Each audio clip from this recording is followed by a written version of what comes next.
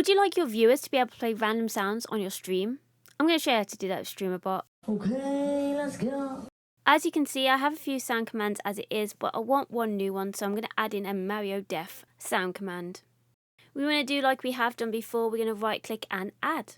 We want to put in what we want to call this command so we know, so we can find it back ourselves. So I'm going to call it Mario Def, and then I'm going to click OK. Then we're going to right click on sub actions and go to core, and as you go down you will see sounds and play sound.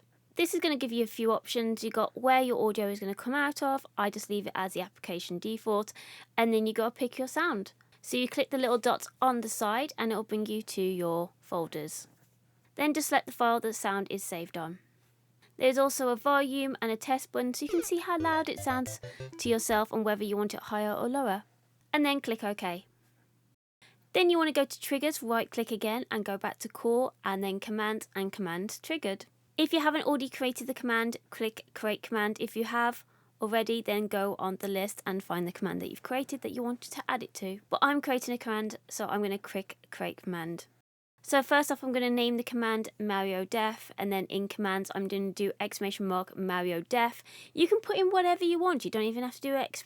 It's up to you. Just remember though that whenever they use this, it will make the sound, so you want to be careful on what you do use it on. Then for my sources, I'm going to leave it as a Twitch message, but you can do it as a YouTube message, it's up to you.